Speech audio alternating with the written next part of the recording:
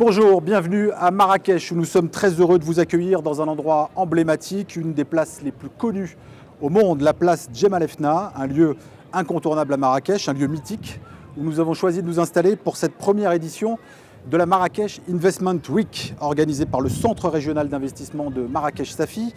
Cette initiative nouvelle se déroule du 29 juin au 2 juillet au programme des experts, des acteurs, des entrepreneurs qui prennent la parole pour partager avec nous leur passion de la région et pour mieux faire connaître également ses atouts et ses opportunités. Pendant cet événement, nous traiterons chaque jour une thématique autour des écosystèmes d'avenir pour Marrakech-Safi. Aujourd'hui, les industries culturelles et créatives.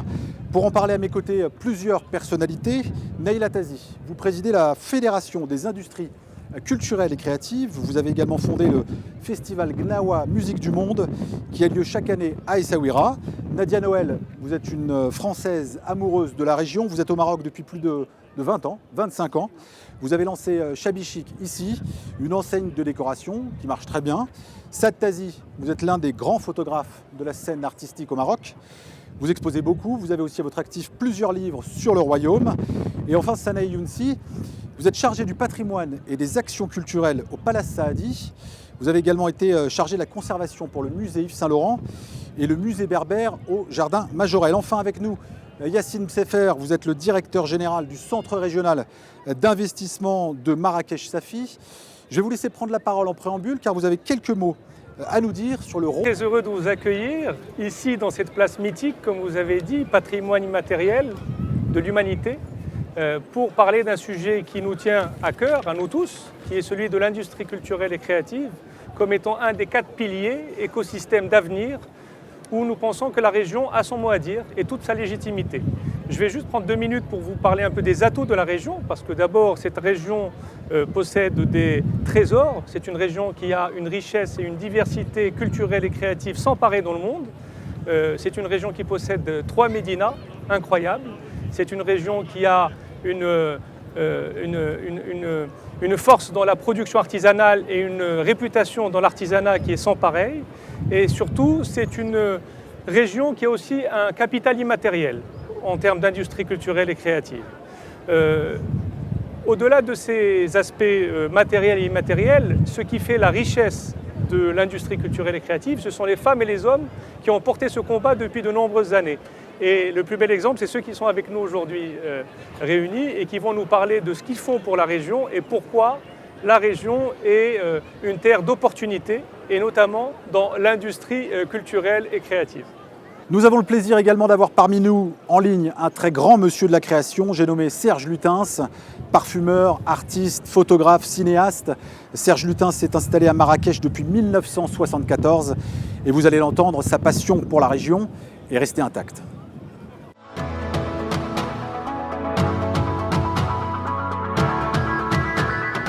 D'abord, je ne connaissais pas Marrakech, j'y suis arrivé tout à fait par hasard.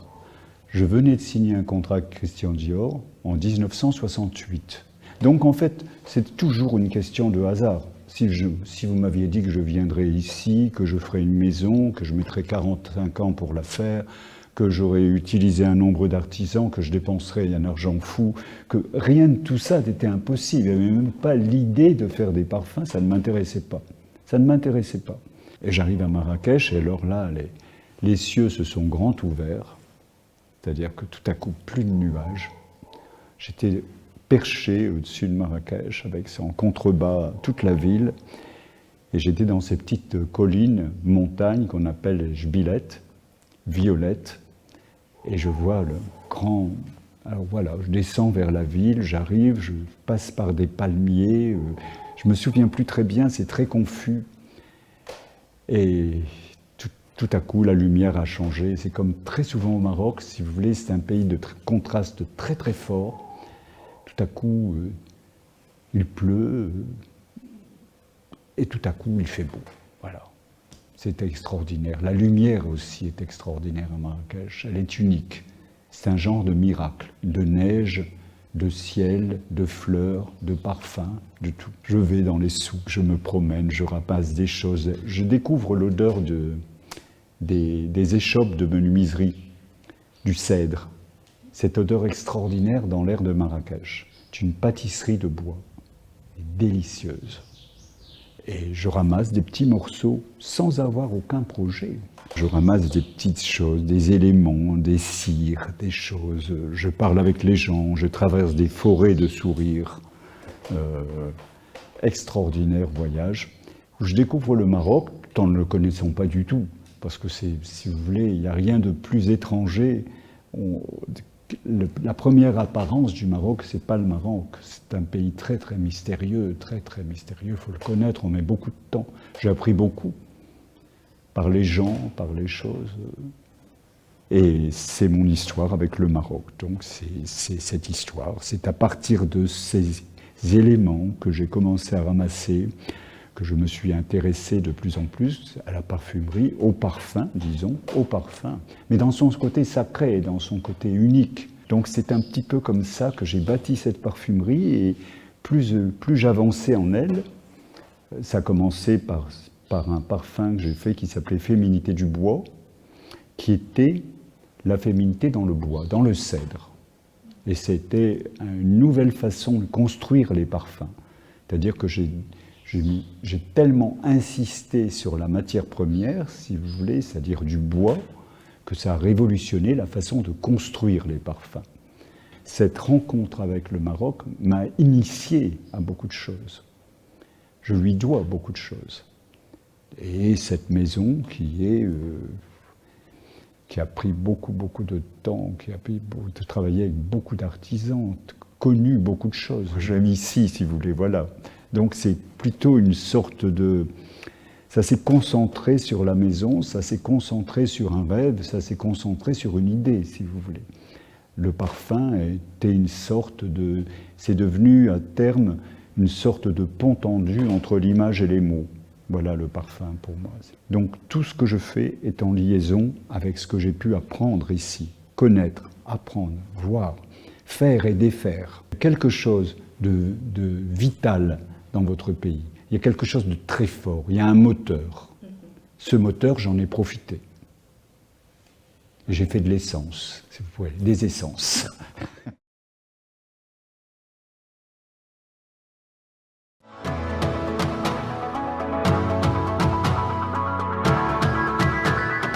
Naïla Tazi, je me tourne vers vous.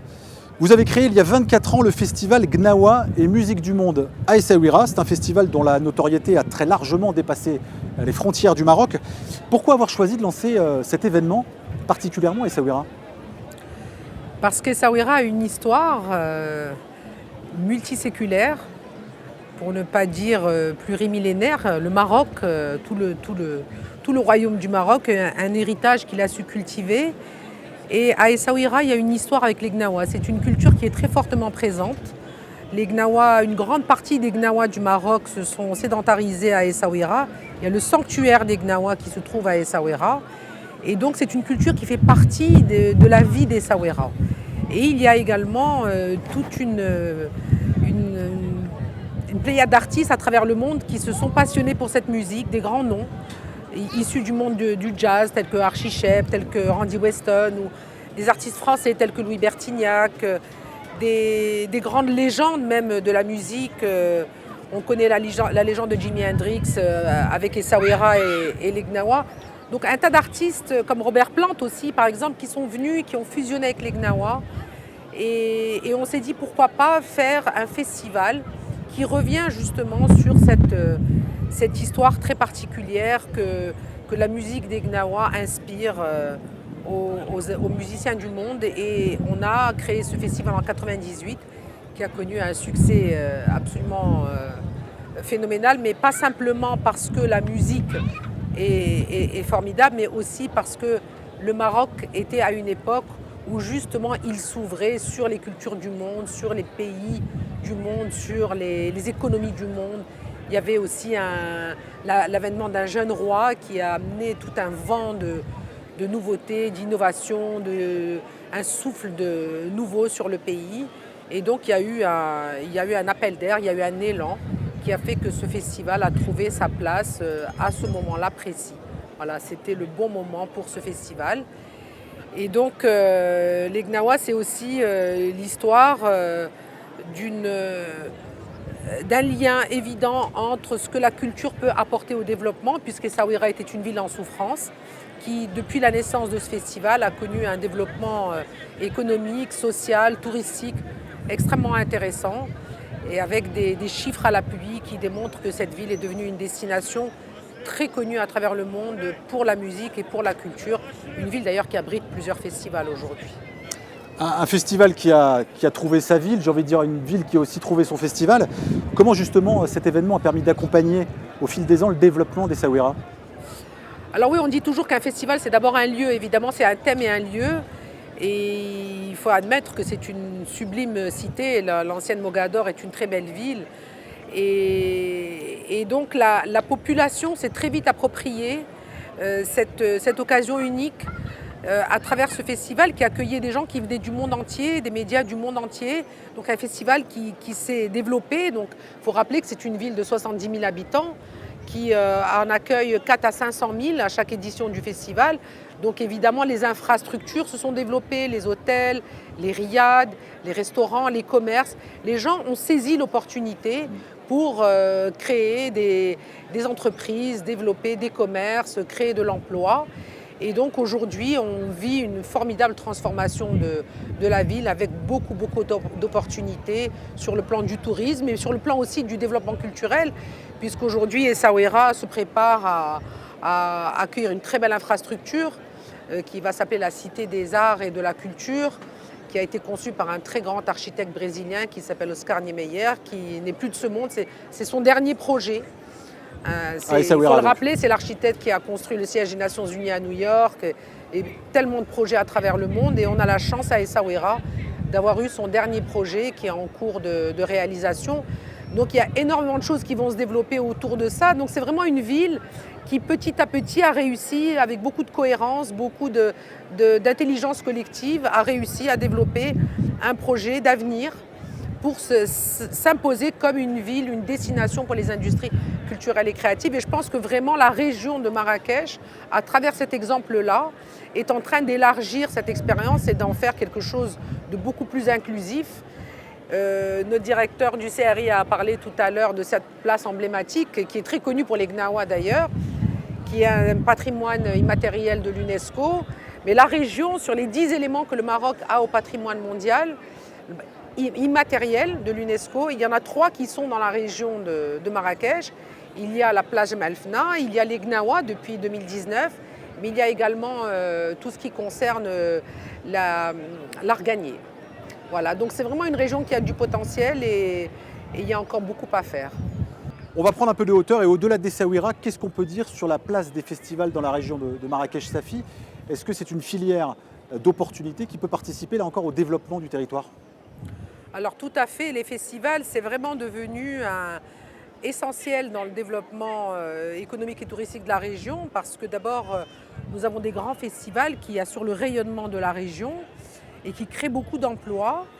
Et puisque nous sommes à Marrakech, je prendrai l'exemple de celui du Festival international du film de Marrakech qui a abrité 18 éditions de ce grand festival de cinéma de catégorie A avec des présidents de jury tels que Francis Ford Coppola, Martin Scorsese, Jeanne Moreau, vraiment des grands noms, Abbas Kiarostami, des grands noms du cinéma mondial, des hommages à Robert Redford, De Niro, Leonardo DiCaprio. C'est juste pour vous dire le niveau oui, tous les grands sont passés au festival. De cinéma que nous avons ici durant ce festival à Marrakech et qui est une ville au sein d'un pays qui a une vraie industrie cinématographique. C'est-à-dire au-delà de ce que nous produisons comme cinéma au Maroc, nous avons énormément de tournages étrangers qui viennent et nous avons vraiment travaillé sur les conditions pour abriter des tournages, que ce soit sur le plan fiscal, sur le plan administratif, les facilitations à travers le Centre régional d'investissement et beaucoup de choses encore à venir.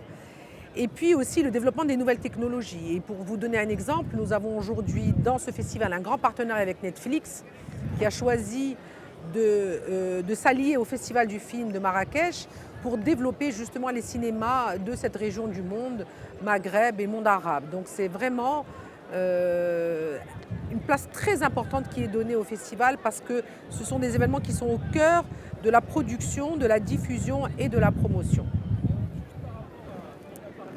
Madame Tiazi, de Netflix, on reçoit au niveau du Centre régional d'investissement des opportunités dans le doublage et le sous-titrage de tous les films en streaming des plateformes telles que Netflix et les autres sont les cités. Et donc ça crée de nouveaux vraiment terreaux fertiles pour développer un nouvel écosystème autour de cette industrie parallèle au cinéma finalement. Alors la culture comme levier de développement, c'est aussi l'un des grands combats que mène Mehdi Kotbi, le président de la Fondation nationale des musées. Nous avons eu la chance de nous entretenir avec lui. On l'écoute et on se retrouve juste après.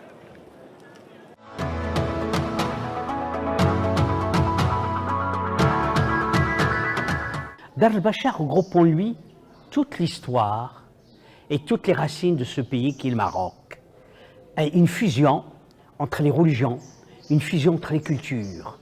Comment voulez-vous que je ne puisse pas vous parler de ce musée, que quand je rentre dedans, uniquement dans ce jardin, je respire l'histoire.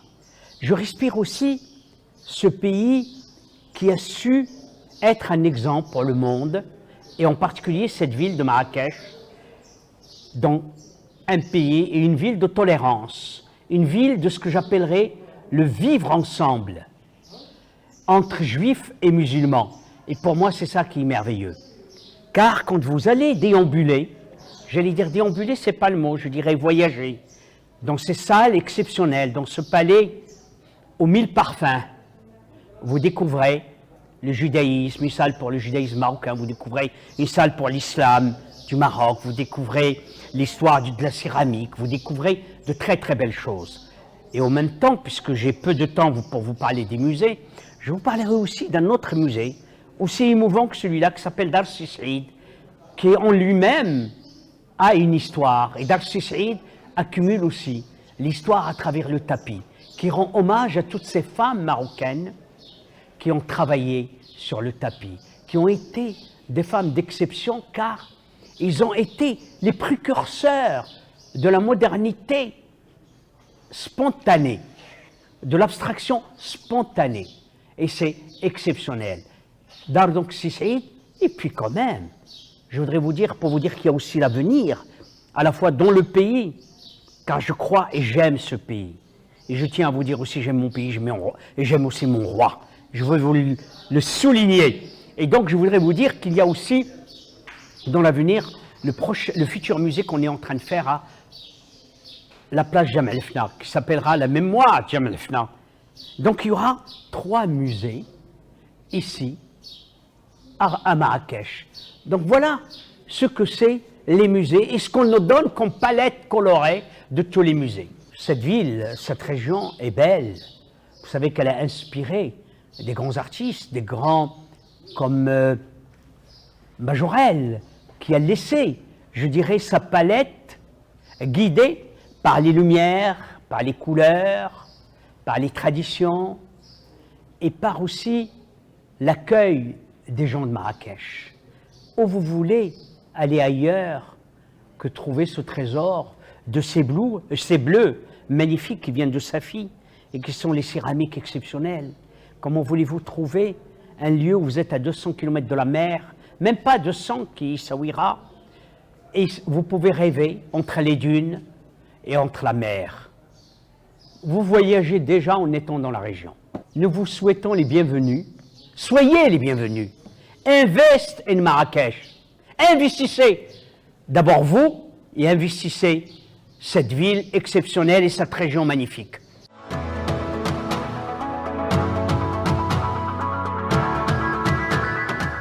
Saneh Younsi, vous avez travaillé pour le musée Yves Saint-Laurent et le musée Berbère. Aujourd'hui, vous dirigez les actions culturelles au Palace Saadi. Comment est-ce que vous expliquez l'attrait de la région Marrakech-Safi auprès des artistes marocains et internationaux? C'est un attrait qu'on va dire historique, parce que ça ne date pas d'aujourd'hui, et c'est même avant que Marrakech soit reconnu patrimoine immatériel de l'UNESCO. Beaucoup d'artistes sont venus, que ce soit au moment du protectorat ou même après, à savoir Majorelle, Jacques Azéma, Yves Saint-Laurent qui est venu en 1966, Getty qui était là aussi aujourd'hui, qui est un grand site où on retrouve l'archive du monde entier. Et en fait, le climat a beaucoup aidé parce qu'il y a une belle lumière, c'est une lumière, d'après les artistes, moi je ne suis pas artiste moi-même, mais je les accompagne beaucoup, mais tout le monde parle de cette lumière qui est On veut bien les croire. qui est exceptionnel. Il n'y a pas que la lumière, il y a l'aspect architectural à travers tout l'héritage historique qu'on a eu à travers toutes les dynasties et qu'on a réussi à conserver jusqu'à maintenant, heureusement d'ailleurs.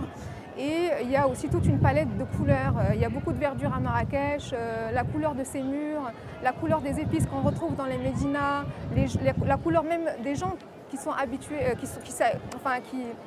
qui portent des djellabas. Et je pense que Yves Saint Laurent, c'est parmi les choses qui l'ont marqué, une femme qui porte une djellaba rouge avec un foulard jaune.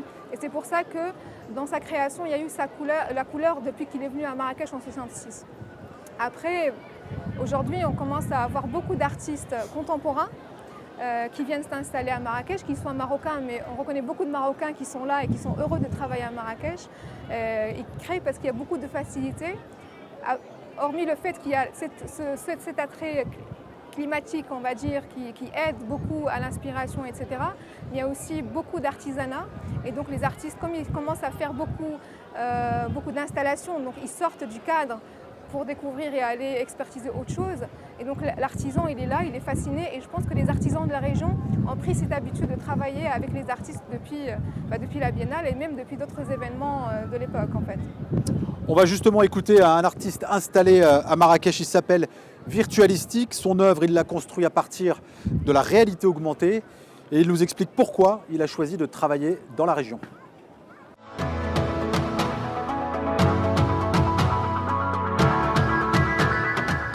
Bonsoir, je suis Adnan Aboulouazen, cofondateur du start-up marocaine Virtualistic, qui développe une gamme de services et technologies destinés à favoriser l'accès à la production virtuelle pour les industries du film, cinéma, la télévision et les événements en direct. La production virtuelle est une nouvelle technologie qui permet d'émerger des sujets dans un environnement virtuel en temps réel. Nous avons mis en place une plateforme technologique qui permet d'avoir les rendus en temps réel et qui donne la possibilité aux acteurs d'interagir directement avec leur environnement virtuel. Nous avons développé ensemble, grâce à nos partenaires Unreal Engine et NVIDIA, une puissance de calcul suffisante afin de pouvoir rendre des environnements virtuels réalistes en temps réel. Notre ambition dans le domaine de la virtual production est de créer une plateforme complète de services pour les nouvelles possibilités du storytelling. Marrakech est une destination d'art et d'artistes connue mondialement par l'industrie cinématographique. Elle organise chaque année le Festival international du film. En plus, plusieurs boîtes de production internationales sont installés ici à Marrakech depuis des années.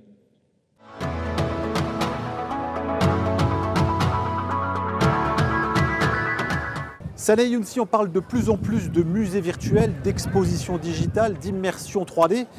Comment la région peut-elle profiter de ces technologies pour créer justement de nouvelles opportunités culturelles? La région, elle contient beaucoup de musées qui sont super intéressants. C'est vrai que c'est des musées à thème qu'on retrouve. Et pour une meilleure diffusion, je pense que le digital peut être un moyen, non, c'est sûr que c'est un moyen pour cette diffusion, que ce soit au Maroc ou même à l'international. Il y a quelques années, on a commencé à assister à des expositions virtuelles au sein de musées. Maintenant, ces expositions peuvent sortir du musée pour qu'elles soient visitées par beaucoup de monde. Enfin, et je pense que c'est un peu le rôle du musée. Au début, c'était un peu difficile de l'accepter parce qu'on va dans un musée pour voir des choses qui sont quand même réelles. Mais avec l'évolution, avec la pandémie, je pense que la pandémie a fait à ce que ce soit accéléré, et tant mieux, parce que ça nous a permis d'avoir une fenêtre artistique et culturelle tout en restant chez nous. Merci beaucoup. Alors Saad Tazi, vous avez sillonné le Maroc de long en large pour réaliser de très beaux livres de photographie qui célèbrent des paysages extraordinaires, notamment le désert, le Sahara marocain. Quand on est photographe comme vous, qu'est-ce que la région de Marrakech-Safi a à offrir au regard de particuliers? Alors, je rebondirai sur ce qu'a dit M. Fadl à propos des 3 médinas dans la région. Il y a dans cette région une côte qui est assez longue, il y a la montagne et il y a l'arrière-pays qui offre chacun quelque chose de différent. Et ce qui est intéressant, c'est qu'il suffit de quitter Marrakech où en quelques minutes, on se retrouve dans des paysages qui sont complètement différents. Donc on a un côté urbain et historique intramuros, on a des paysages qui sont très très divers et qui sont en fait un véritable plaisir pour les yeux. Et ce qui est intéressant également, c'est qu'on va retrouver aussi des strates qui sont presque historiques, qui cohabitent les unes avec les autres. Et on va retrouver des scènes qui peuvent paraître un peu vieillottes. Et il y a des contrastes très intéressants entre quelque chose, on vient de parler de réalité virtuelle. Si on va à Ben Guerir, par exemple, il y a l'école 1337 qui forme des jeunes surdoués à l'informatique.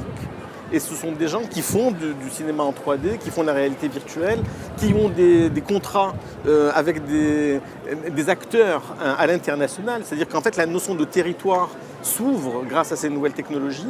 C'est une opportunité qui est très intéressante. Moi, je suis de l'ancienne école. Je fais encore des photos avec des films et aussi en numérique. Mais quand je vois les jeunes générations, c'est quelque chose qui est assez phénoménal. Et surtout, c'est un outil de rayonnement pour la région qui s'affranchit des frontières. Alors je crois savoir que vous travaillez actuellement à un projet original, un projet de jardin labyrinthe. Est-ce que vous pouvez nous en dire plus? Alors en fait, avant de parler du labyrinthe, si vous permettez, je voudrais parler d'une niche touristique, puisqu'on parle d'opportunités. Il existe une fondation qui s'appelle la fondation Dark Sky, qui est une fondation internationale qui milite pour la lutte contre la pollution lumineuse. Il faut savoir qu'il y a un triangle au Maroc qui va grosso modo de Ben Guerir à Ouarzazate et jusqu'à Agadir, où les gens du monde entier viennent observer le ciel. Et avec la pollution lumineuse, on perd un petit peu de la qualité de ce ciel. Et donc il y a cette fondation qui milite pour un éclairage un peu plus intelligent, plus économe, et qui permet de préserver cette activité. Pas loin d'ici, dans la Palmeraie, il y a un projet, Terra Jannah, où il y a des gens qui viennent observer le ciel. Et c'est des gens qui ont l'habitude d'aller au Chili. Simplement, quand ils vont au Chili, ils sont à 2500-3000 mètres d'altitude, il y a de la neige et un télescope.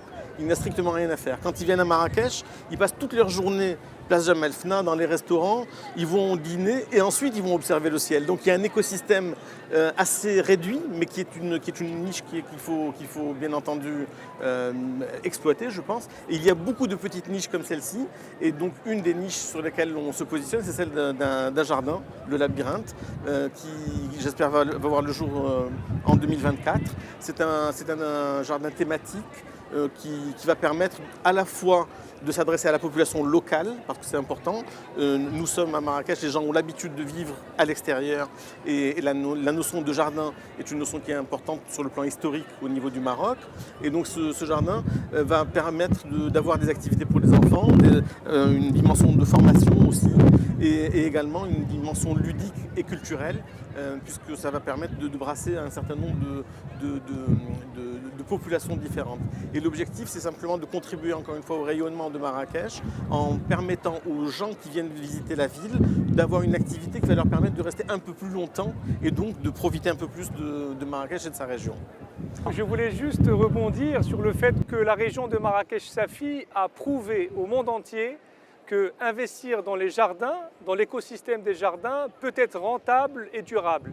Grâce à des exemples, des modèles aujourd'hui comme le Jardin Majorel, la Fondation Majorel, mais également avec d'autres jardins et d'autres opportunités d'investissement qu'on accompagne au niveau de la région de Marrakech-Safi. Nous avons actuellement des projets autour de jardins botaniques, autour de jardins thématiques, voire parfois même de jardins aquatiques. Et nous sommes certains que ça va créer de la valeur et de l'emploi pour toute la région de Marrakech-Safi et qu'il existe des opportunités pour ceux qui nous suivent aujourd'hui. On a parlé d'art et de création. La région a aussi un autre atout, c'est le savoir-faire de ses artisans. Que ce soit la tradition du zélige, le travail du bois, du cuir ou de la terre. On va découvrir à travers deux vidéos, deux enseignes qui excellent dans ces domaines, Côté Bougie et les poteries de Serguini père et fils.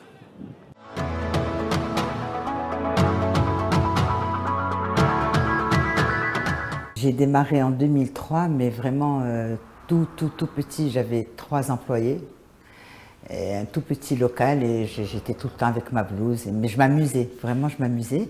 Et petit à petit, bon, j'ai commencé à vraiment m'inspirer de la bougie, de la chose. Et mon idée principale, c'était de faire travailler l'artisanat. Parce qu'on a un artisanat très riche et juste magnifique. À Marrakech, déjà, on a un artisanat extraordinaire. Et donc, je sortais, j'allais dans la Médina, je m'inspirais de choses. Et j'ai développé l'artisanat. Je suis très fière aujourd'hui de l'avoir développé comme ça. Et il y a encore beaucoup à développer. Parce que Marrakech, il y a beaucoup d'artistes à Marrakech, justement. Il y a beaucoup d'artisans, il faut juste aller fouiner, aller vers eux. C'est un monde très, très riche, l'artisanat de Marrakech, vraiment. Il faut juste le revisiter, l'arranger, et c'est très, très beau. C'est très beau. Marrakech, ça inspire énormément. Essaouira, on travaille beaucoup à Essaouira avec la Raffia, justement. Notre coopérative de Raffia est à Essaouira. Donc on a commencé au début avec 2 femmes. Aujourd'hui, elles sont 26 femmes. Juste pour nous, et ça c'est pour moi, ça n'a aucun prix, ça n'a vraiment aucun prix, c'est une satisfaction énorme. Et Safi, c'est l'artisanat, c'est la céramique, ils sont connus pour la céramique, donc on travaille notre céramique avec Asfi, notre raffia avec Essaouira et plein de choses artisanales avec Marrakech justement. Voilà. Et on espère continuer, faire travailler les femmes, faire travailler les familles. Et ça, c'est juste énorme. Même l'exportation qu'on fait, elle est exportée en tant que produit marocain. Et c'est ça qui est beau. En tant que produit marocain, on a le label. On a carrément, on met des étiquettes dans notre export, comme quoi c'est fait main et c'est fait au Maroc. Et donc ça, pour nous, ça n'a pas de prix. On continue sur la même voie en voulant s'agrandir davantage et à ce que ça devienne une marque reconnue partout. C'est-à-dire qu'aujourd'hui, Côté Bougie, c'est devenu une marque. Au Maroc, on est connu en tant qu'une marque de bougies artisanat et comme je vous ai dit, revisitée. Donc on est connu et on aimerait continuer à exporter davantage et à travailler aussi avec le marché local. Je tiens à vous dire bienvenue à Marrakech et Invest in Marrakech Safi. Les ateliers Sergheni sont une famille depuis 8 générations. Elle a été créée en 1832.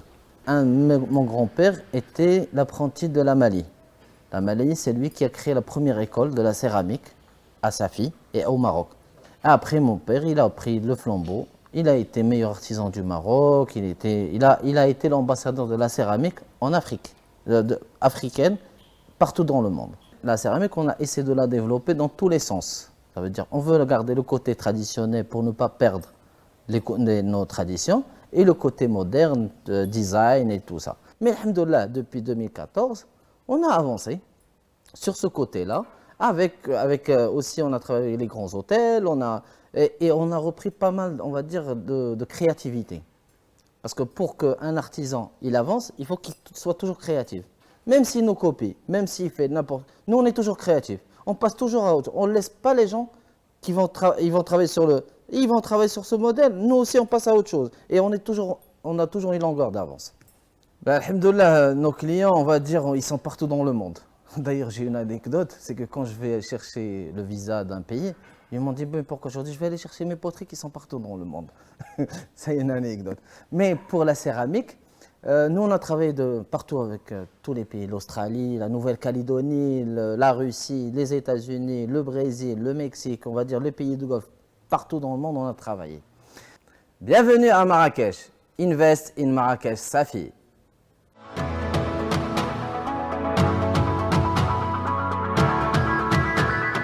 Nadia Noël, vous êtes originaire de Paris, vous avez choisi de vous installer à Marrakech il y a plus de 20 ans, 25 ans. Aujourd'hui, vous êtes à la tête de Shabby Chic, le numéro 1 de la décoration orientale. Pourquoi avoir choisi cette région pour vous lancer dans cette aventure ? Alors, comme vous l'avez si bien précisé, je pense que l'artisanat au Maroc, et notamment entre Marrakech et Safi, est largement diffusé. Je pense que c'est un des seuls pays au monde où on peut trouver autant de savoir-faire sur différents matériaux dans différentes régions. On a tellement eu l'habitude de voir la table traditionnelle balinaise qui a persévéré pendant des années. Ici au Maroc, ça fait plus de 20 ans que je fais ce métier. L'atout majeur de ces artisans, c'est évidemment leur savoir-faire, qu'ils arrivent à se passer de génération en génération, mais c'est surtout leur adaptation à la modernité, aux petits twists de design qu'ont amené tous les créateurs qui sont présentés durant toutes ces années. Ils savent s'adapter, ils ont su faire perdurer cet artisanat dans plusieurs pays du monde. Tout le monde a chez soi son petit cendrier marocain, je pense des États-Unis à la France. Et c'est pour cette raison que tous ces artisans m'ont inspiré. Ce fameux motif de Safi qui définit aujourd'hui notre concept, on l'a développé bien évidemment sur beaucoup de céramiques et d'autres collections, a été la base parce qu'il est emblématique, il a duré dans le temps et on a pu l'adapter en lui mettant des couleurs pastel, une petite touche de gold, etc. Donc effectivement, la région, pour l'artisanat, est le terreau, le fondement de tout ce que l'on a pu développer ici avec ces artisans talentueux qui, comme je vous le disais, sont à l'écoute de nouvelles technologies. On essaye ensemble des nouvelles matières, des nouvelles formes. On les exporte maintenant dans le monde entier. On se réinvente. On se réinvente complètement et ils nous suivent à 100%. Et c'est la force de l'artisanat marocain. Alors vous avez plusieurs points de vente à Marrakech, une boutique à 2 pas d'ici, hein, sur la place Jemal Fna. Absolument. Une autre à Sidi Ranem. Alors pour ceux qui ne connaissent pas, c'est un quartier industriel ou un quartier qui est devenu le quartier préféré des créateurs. Qu'est-ce que cet écosystème justement de créateurs vous apporte pour vous dans votre activité? Alors justement, il a été connu sous le nom de zone industrielle. Je dirais aujourd'hui que c'est plus une zone commerciale. Véritablement. On y trouve, comme vous avez dit, des créateurs, on peut s'y restaurer, on y trouve quelques industries qui sont restées, beaucoup d'artisanat, des expositions. Donc c'est vraiment une zone en pleine effervescence qui s'est développée notamment beaucoup pendant la crise sanitaire puisque nous n'avions plus accès au Médina qui était fermé. Donc ce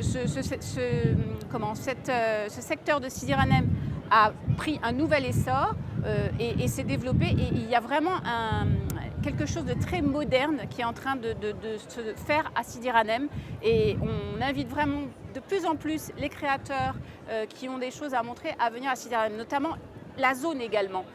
Avant, on n'allait pas à Sidi Ranem, c'était loin de Marrakech, on pensait que c'était compliqué d'y aller. Aujourd'hui, que ce soit les Marocains qui redécouvrent cette zone comme les gens de Casa, Rabat, qui, on le sait, ont plus de mal à rentrer dans la Médina, vont facilement pouvoir se rendre à Sidi Ranem. Le parking est très facile, on peut s'y restaurer, etc. C'est vraiment là, en plus, avec cette crise, comme je vous disais, on a senti quelque chose. Il y a Hassan Hajjaj qui s'est installé avec un nouvel espace de restauration. Il se passe quelque chose véritablement à Sidi Ranem. On a rendez-vous maintenant avec 2 artistes justement qui incarnent chacun à leur manière le potentiel de la région Marrakech-Safi, Hassan Hajjaj et Mahi Bin. Nous les avons interrogés sur leur amour de la région. Écoutez.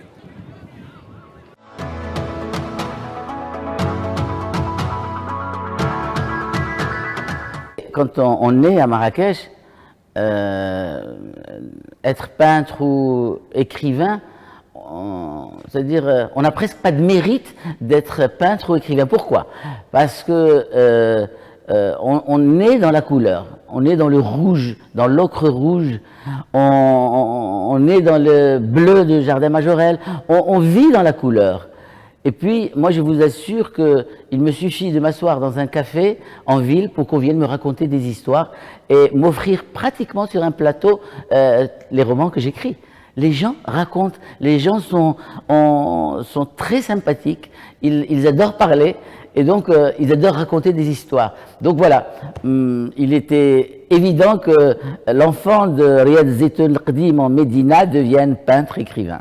Nous avons une lumière sublime à Marrakech. D'ailleurs, les grands peintres sont venus beaucoup à Marrakech, s'installer, s'inspirer, travailler à Marrakech. Donc c'est une ville où la culture est capitale. Il y a des galeries, il y a on commence à avoir des musées, doucement, mais on y arrive. Voilà, donc c'est une ville en pleine effervescence. Bon, cette année de Covid, tout a été plus ou moins arrêté, tout a été un peu moribond, mais là ça reprend, et heureusement, parce que les gens de Marrakech vivent avec l'autre, ils se nourrissent de l'autre, et ils nourrissent aussi les autres. Alors moi j'ai une double casquette, je suis Marrakchi, mais je suis Souairi, j'ai une maison à Souaira. Donc je vis entre les deux, je vis un peu dans les deux villes dès que je peux. La région et évidemment, les Esquimaux vont vous dire qu'ils ont le plus beau pays du monde. Moi, je peux vous assurer que Marrakech et sa région, c'est le plus beau pays, la plus belle région du monde. et je fais de la moto, donc je passe ma vie à tourner dans la région. La région est sublime. On a la montagne à 70 km, on a la mer à 150 km. Je veux dire, Marrakech, c'est un berceau de l'humanité. N'ayons pas peur des mots. Marrakech, c'est une ville de tradition, donc on a un artisanat exceptionnel, d'une part. Mais d'autre part, l'apport qu'ont ramené les étrangers ont amélioré notre artisanat. Il y a, promenez-vous au quartier industriel, qui n'a rien de vraiment industriel que l'artisanat, le design. Donc ce qui fait que beaucoup de gens sont venus de l'étranger et se sont installés à Marrakech. Ils ont été accueillis à Marrakech et la région, à Essaouira, c'est pareil. Essaouira, c'est une ville qui, grâce à un monsieur qui s'est beaucoup battu pour sa ville, et je voudrais le souligner, André Azoulay, qui a fait de cette ville quelque chose d'unique, avec ses festivals de gnawa, ses festivals de musique classique. C'est-à-dire, la ville, la région bouillonne. Et vraiment, les artistes sont extrêmement heureux de pouvoir accompagner ce bouillonnement, cette effervescence et vivre la vie parce que 1 an et demi, 2 ans de Covid, on est fatigué. Venez tourner vos films ici, venez accompagner nos festivals, venez vivre avec nous, parce qu'il y a des choses formidables à Marrakech, en dehors du festival du film, le festival du rire, avec Jamel Debbouze, mon copain, voilà. Donc la ville a besoin, évidemment, que les gens s'investissent et investissent ici. Parce qu'il y a des opportunités extraordinaires. So please invest in Marrakech Safi. Basically, my journey being an artist was a bit of an accident. I was born in Irish. I went to London at the age of 13. I left school. It was difficult. I left school at the age of 15 with no qualification. I did a few jobs, working as a gardener, as a Najjar, working in Hell supermarket for maybe 1 year on and off. After this, I was unemployed for about 6 years, and within this 6 years, I started to do lots of parties. I started to create a label called Rap, my own fashion. And after a few years of doing this, I found a space, and I opened up a boutique called Rap in 1984. And the boutique became a place for my friends to meet, to sell their stuff, fashion, music, and also creating some art shows there for my friends. I became also an assistant stylist for a friend of mine who was the stylist. His name's Andy Blake. And I also became working with a friend of mine called Zach Ove doing music videos. I was working behind the scene. So this was my schooling. While I was doing this, I bought a camera from Zach Ove, my friend. He taught me how to use it, and I started taking pictures for myself. Nothing to do with being an artist, or it's going to be a journey in my life. So with this, as time went by, I was taking pictures, and then slowly people started to discover my work. I started to learn about what I was trying to do with work, and this really was the beginning of me being an artist. Marrakech, it inspired me a lot, because I came here, I think my first time arriving to Marrakech in 1996. I was designing a tea room in London, so I came here to work with the artisans for Tadalak, furniture and everything. And through this I started to discover, Morocco, especially the old Medina. I was living in the old Medina, and I had no plan with Marrakech. I would just come for work and then not have a plan to come back, but something would happen, I would come back again 3-4 times a year. So this really started to become a home for me as well. And then when I started doing my photography in Morocco, Marrakech was a big influence. Marrakech and Essaouira and Nawahi Diyal Marrakech. So between Marrakech and Essaouira, I was doing lots of journeys between them.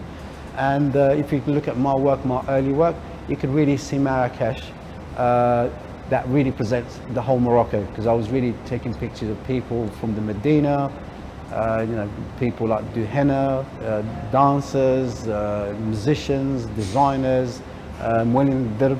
So this really came up, and also using our traditional clothing, but I was doing it with a twist. So it also gave me a great thing to work with artisans to create what I had in mind, i.e. furniture or designs. So I would say Marrakesh really had a big influence in my work. Okay, why invest in Marrakesh and the region of Marrakesh? There's lots of reasons. I'm going to say basically in Marrakesh there's been a lot of investment. I'll speak about this quickly because there's a lot of people, Moroccan people from outside, Moroccan people from here, and international people who've been investing in Marrakesh for the last 15, 20 years, quite big, in every area, in galleries, in cafes, in riads, and on, hotels and stuff. But for me, if I get this question asked, I think, I'm going to talk about Marrakesh, but I probably would add Morocco. As an artist, I think there's a big gap to have gallery spaces, to have magazines. The music business, it should have more recording studios, more management, more platforms. Welcome to Marrakesh, marhaba to Marrakesh. Please invest in Marrakesh and Safi. Thank you.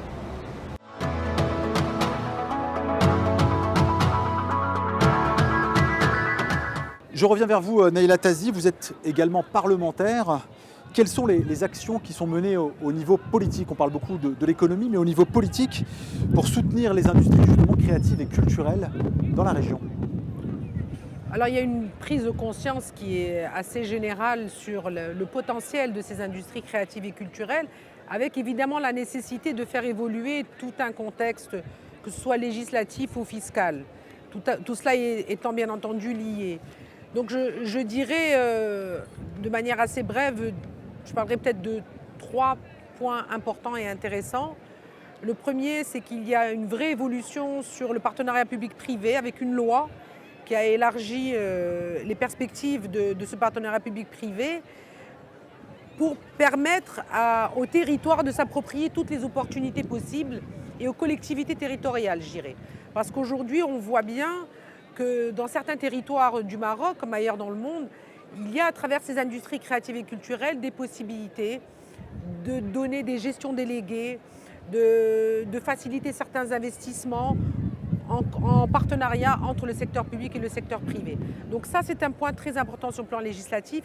Il y a également une loi qui vient d'être votée, qui est celle du crowdfunding, donc qui est une source, un accès au financement qui fonctionne de mieux en mieux un petit peu partout dans le monde et qui aujourd'hui devient une réalité au Maroc parce que beaucoup de projets culturels, que ce soit des films, des festivals, des albums musicaux, enfin tout un tas de projets qui ont besoin de nouvelles modalités d'accès au financement participatif pour pouvoir avoir plus de moyens pour produire.